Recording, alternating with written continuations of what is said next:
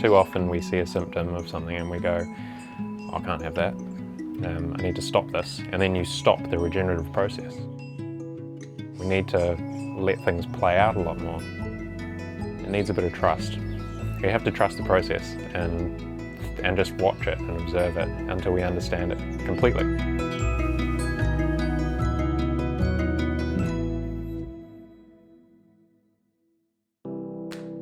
Hi, my name is Sphere and I'm Matt. And our business is called Untangled Landscapes. The name is Matthew's doing. It kind of came out of the work that we found ourselves doing most initially, which was mostly untangling jungles, or domestic jungles at least. We would just do the whole section cleanup and bring life back to what was a complete mess, 1,000 square meters of complete and utter jungle, and we just turn it back into, a woodland garden or something ornamental. But we never did any of it regeneratively. We were just doing it conventionally. That's all we knew at the time. Obviously we had our eyes open and we were just looking at what we were doing and seeing the results. It would look good for a while and then the weeds would come back and we weren't really making any progress. We were just kind of paddling in place, just, treading water. We started to instinctively not use certain things that we found were counterproductive, things like weed mat, things like really aggressive weed poisons, but not really from a base of real understanding. More from a practical point of view, it just didn't seem to work. Yeah, so Untangled, now it's kind of come to mean untangling from agrochemicals and industrial ecosystems. So we're using natural principles and techniques that we're kind of bringing over from regenerative agriculture to an urban setting and applying them in domestic gardens.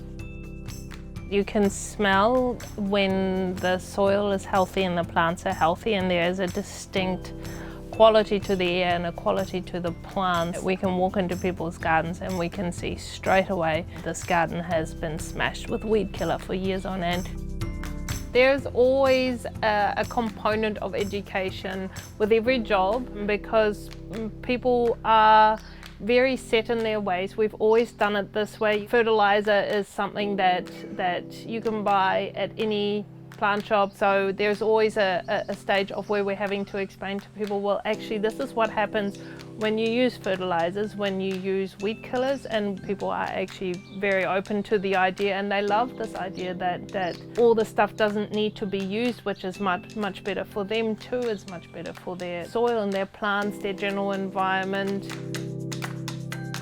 If you're making the world better, you've got to start somewhere, I suppose. So you've got to start with your own little patch of green at home, and you've got to do what you preach and actually make the space around your living area something that is healthy and that makes you feel good. Anyone who wants to do it should be able to, and that's why we started composting, to enable that.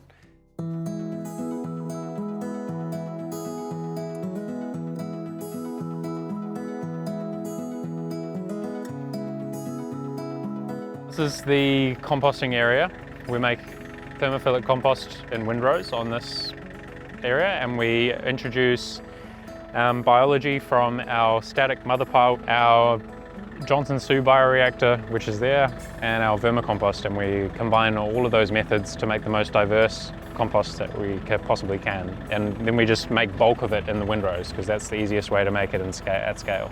It finally gets used mostly actually in our landscape gardens at the moment, but also in market gardens, on farms, lifestyle blocks, anywhere where people want to have a healthier ecosystem. We want to enable transitions, so that starts with a good source of diverse microbial life.